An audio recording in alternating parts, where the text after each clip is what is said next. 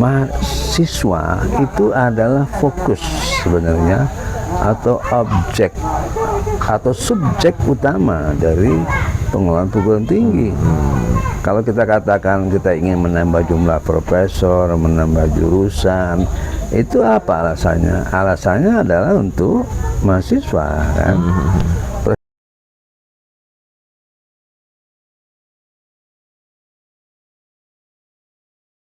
Assalamualaikum warahmatullahi wabarakatuh. Tapi pun Waalaikumsalam warahmatullahi wabarakatuh. Ya pun, kita bertemu lagi di Gunsan Talk. Narasumber kali ini adalah Pak Ansori Josal. Beliau mantan guru dosen Unila dan juga mantan dekan. Beliau ingin kita tanya-tanya untuk kasih pendapat tentang terpilihnya Profesor Lucy menjadi Rektor Unila periode 2023-2027. Lokasi kita saat ini di Taman Kupu-Kupu.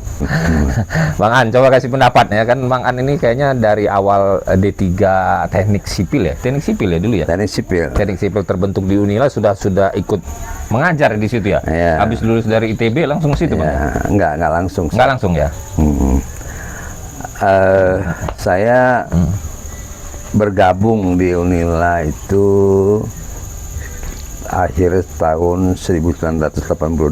Jadi 82. ya awal-awal lah. Kalau di teknik sipil dulu itu, kalau nggak salah angkatan pertama itu tuh angkatan 79. Angkatan pertama Teknik Sipil D3. Ya, kemudian 80 dan seterusnya. Nah, kemudian ya sebagian alumni tahun-tahun itu udah pensiun. Jadi artinya sudah cukup lama.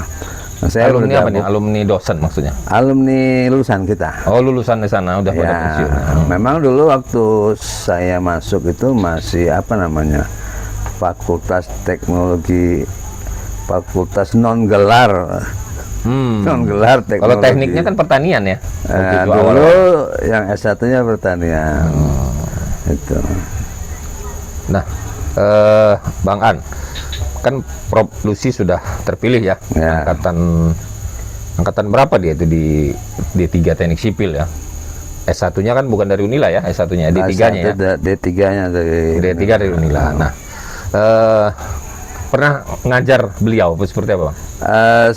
Saya tidak ingat persis, tapi mungkin ya karena saya datang mungkin dia sudah tahun-tahun. Oh enggak juga sih, masih kalau D3-nya 83 dia itu. Ya, oh ya, saya masih mengajar. Kemudian dia lulus, kita waktu itu karena mahasiswa ini kan tentunya mau meneruskan, kita kerjasama dengan Unsri dan ITS. Sebagian kita kirim alumni kita, waktu itu kita kirim ke Unsri untuk meneruskan S1-nya. Profesor Lucy kebagian di Surabaya itu. S1-nya. Ya, ada yang kembali sebagai dosen termasuk Lucy. Ada yang menjadi tenaga PNS di Pemda. Ya. Bukan hanya di Lampung, ada juga di Sumsel dan sebagainya. Jadi itu prosesnya kerjasama ya sama ITS sama ya, Unsri ya. Kita merekomendasi dengan dasar bahwa kita ingin, karena mereka ini kita harapkan kembali menjadi dosen, dan memang Lucy kembali jadi dosen. Oke Bang, yang pernah bekerja sama nggak sama Prof Lucy? Artinya selama Bang An pernah dekan misalnya? Saya pernah dekan, kemudian saya terakhir sebelum pensiun itu pembantu rektor dulu istilahnya, sekarang warek ya. Kurek. Atau sekarang warek. Ya, bidang kerjasama dulu. Secara langsung tidak ya, tapi sebagai staf dosen ya. Tentunya pernah kerjasama gitu. Sebagai staf dosen ya. Iya. Secara langsung enggak ya? Ya. Langsung enggak ya di apa namanya Fakultas Teknik itu ya, enggak bersama secara langsung ya. Karena dia tidak lama kemudian juga meneruskan S2-nya, S3-nya itu Di Perancis itu Bang? di Prancis ya. S2-nya di Perancis juga? S3-nya? Akhir pertama saya ucapkan selamat kepada Profesor Lucy ya. Ini satu anugerah juga satu amanah yang tentunya tidak mudah dikerjakan sendiri gitu. Kita tidak usah bahas lagi kenapa, karena situasinya kan memang tidak biasa. Tidak biasa. Jadi alhamdulillah bahwa sudah terpilih rektor, ini sudah yang terbaik lah, baik dari sudut pandang pemilihannya maupun kepentingan pemerintah, dalam hal ini pemerintah pusat. Saya melihat sebenarnya Unila sih sebenarnya tidak masalah. Unila dari dalam itu baik-baik saja. Pada saat-saat terakhir Unila itu dalam kondisi yang cukup prima, reputasinya, kemudian pencapaian-pencapaian di dalam pengelolaan kampus baik-baik saja. Malahan beberapa kali saya dengar mendapatkan penghargaan dalam hal manajemen pengelolaan kampus ya. Nah, yang menjadi tidak biasa adalah kejadian ketika rektor kena OTT. Nah, ini tentunya ada masalah yang mengganggu. Ya agak mengganggu, mengganggu. Tetapi percayalah Unila itu bukanlah sebuah perguruan tinggi kecil. Di dalamnya banyak yang mampu, yang matang ya. Tentunya kalau dilakukan kerjasama yang bagus, memperhatikan potensi-potensi yang ada, saya rasa dapat ditangani dengan baik. Ya. Ini mungkin pertama kali juga ya Fakultas Teknik punya rektor ya. Pertama kali ya Bang. Ada rektor Fakultas Teknik ya, dari Fakultas Teknik. Biasanya kan dari pertanian, kalau kemarin dari mana, FISIP ya. Ini pertama kali Fakultas Teknik. Terus melihat seperti ini Bang, ada langkah-langkah yang perlu jadi saran atau pesan terhadap Profesor Lucy nggak di kondisi seperti ini? Ya, ketika seseorang baik itu dari Fakultas Teknik, Fakultas Pertanian, ketika dia menjadi rektor, dia bukan lagi hanya Fakultas Teknik, tentunya dia adalah milik semua. Itu harus dipahami, harus dipegang. Kemudian bagaimana masa depan atau apa saja langkah-langkah yang harus dilakukan. Saya rasa kalau kita lihat dari dua sisi. Pertama dari internal ya. Internal kapasitas pengelolaan Unila itu sudah cukup baik. Saya lebih 30 tahun di dalam kampus melihat perkembangan yang sangat bagus, sangat positif. Jadi hanya satu modalnya, bekerjasamalah dengan berbagai pihak, dengan dengan segala potensi yang ada. Berkolaborasi ya, bekerjasama. Nah, barangkali yang perlu diperhatikan adalah posisi Unila itu dari sudut pandang eksternal, atau bagaimana melihat Unila dari sudut daerah ya, Lampung atau nasional, karena itu menjadi ukuran bagi kemajuan sebuah universitas. Mampu nggak dia ikut serta membangun daerah atau menyumbang pengetahuannya terhadap pembangunan nasional. Itu yang menjadi tantangan. Kalau tidak, dia hanya besar begitu saja. Saya berani mengatakan Unila itu besar, karena saya masuk 40 tahun yang lalu ya, gini saja lah. Saya lihat jumlah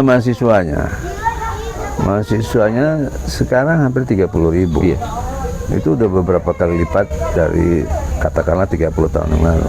Nah, mahasiswa itu adalah fokus sebenarnya, atau objek atau subjek utama dari pengelolaan perguruan tinggi. Kalau kita katakan kita ingin menambah jumlah profesor, menambah jurusan, itu apa alasannya? Alasannya adalah untuk mahasiswa, kan? Prestasi kita itu akan diukur, keberhasilan kita mendidik mahasiswa itu menjadi sarjana, menjadi menguasai ilmu pengetahuan yang diperlukan.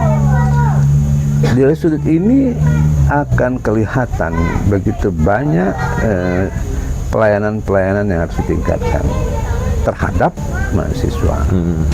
Kalau dikatakan sekarang proposalnya 100, apa relevansinya dengan pelayanan kepada mahasiswa? Itu dari sudut pelayanan. Karena apa yang kita lakukan itu adalah indikatornya berapa banyak kita melayani mahasiswa. Nah, dari sisi eksternal yang lain, kita sekarang dihadapi oleh satu situasi pergantian generasi yang sangat cepat. Pergantian generasi ya? Sangat cepat. Kalau 30 tahun yang lalu, kuliahnya, mahasiswanya sangat berbeda dengan sekarang. Kalau boleh menggunakan istilah kaum milenial, generasi sekarang ini jauh berbeda. Tapi apakah kebutuhannya itu juga berbeda? Berbeda. Nah, betul ada yang berbeda, tetapi dasarnya sama. Kita itu melayani umur anak-anak kita yang sedang berkembang, sedang akan menjadi bertumbuh manusia atau anggota masyarakat. Nah, apakah kita melakukannya dengan baik pada generasi mereka ini? Satu contoh ya, perubahan yang sangat menyolok adalah dulu kampus adalah tempat yang digunakan anak-anak ini untuk berkembang. Kampus itu tempat dia belajar untuk berorganisasi, bergaul, mengenal dunia lain dan sebagainya. Ya, mungkin juga mencari jodoh ya. Apakah itu ingin kita pelihara, kita miliki, atau kita biarkan saja seperti sekarang? Anak-anak milenial ini cenderung terisolasi sendiri karena gadget, karena kemajuan teknologi, tidak perlu komunitas, tidak perlu kenal orang lain. Menurut saya tidak. Menurut saya harus tetap mereka di kampus harus belajar hidup, belajar bermasyarakat. Ya, ini kelihatannya sederhana pembicaraannya, tetapi sangat terkait dengan kebijakan membangun kampus itu sendiri.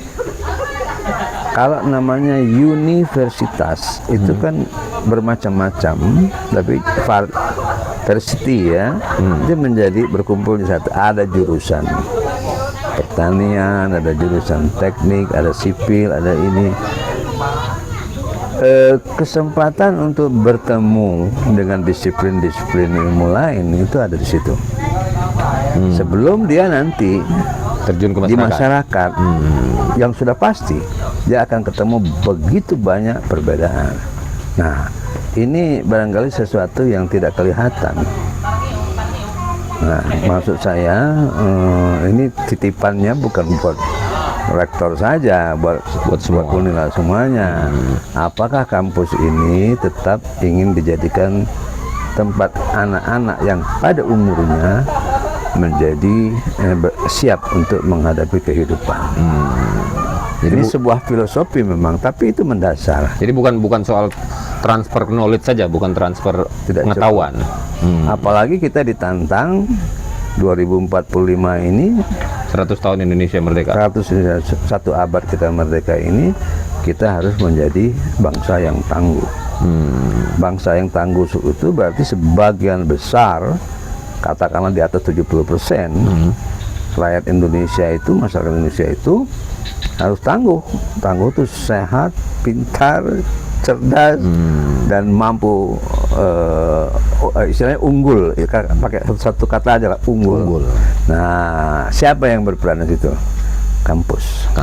Ya, jadi bukan soal transfer pengetahuan aja, tapi bagaimana membuat mereka bisa bermasyarakat. Ya. Bukan dia egois di gadget aja, atau belajarnya di gadget saja, atau mencari uang juga di teknologi saja gitu. Tapi tetap penting juga bermasyarakat itu ya. Ya. Berarti tidak menjadikan orang egois gitu. Ya. Karena banyak kejadian juga mungkin ya. Kalau egois ini negara-negara yang sudah benar-benar maju, bebas, seperti Jepang misalnya, banyak timbul masalah-masalah baru sebenarnya ya. Ada gap antara generasi muda di mereka juga kan, ada gap tuh. Yang generasi tuanya belum lepas ini, tapi ini nggak masuk ke dalam sini kan, itu ada gap gitu. Oke, Bang An. Mungkin di penghujung kita ada pesan khusus atau? Saya pikir tidak ada yang khusus. Kalaupun katakan khusus, kerjasamalah dengan berbagai pihak, baik itu di dalam internal, kampus dan juga di luar. Kemampuan kerjasama ini didahului dengan kemampuan membuka komunikasi dengan bupati-bupati, dengan provinsi lain, universitas lain. Kita akan menjadi besar bersama-sama dengan mereka. Kalau Unila hebat besar kemudian tidak ada artinya dengan provinsi Lampung, untuk apa? Besar sendiri dia. Ya, atau Unila begitu besar, ada orang di Kanan nggak kenal. Iya. Artinya tetap bekerja sama. Ya. Oke, Bang An. Pemirsa Good Talk, tadi itu bisa kita tarik beberapa poin dari Bang An bahwa tidak tertutup hanya transfer pengetahuan saja, tapi Unila juga harus mencetak mahasiswa yang bisa diterjunkan ke masyarakat. Kemudian juga bisa bekerja sama, berkolaborasi, bekerja sama selain internal, bekerja sama dengan pihak luar. Artinya dia jangan besar sendiri, artinya dia bisa kerjasama dengan pihak lain. Pihak lain ini di dalam Lampung sendiri itu banyak kabupaten kota, baik di penelitian atau apapun. Mungkin itu saja bincang kita pada sore hari ini, dan sampai kita bertemu kembali. Terima kasih Bang An atas waktunya. Assalamualaikum warahmatullahi wabarakatuh. Waalaikumsalam warahmatullahi wabarakatuh.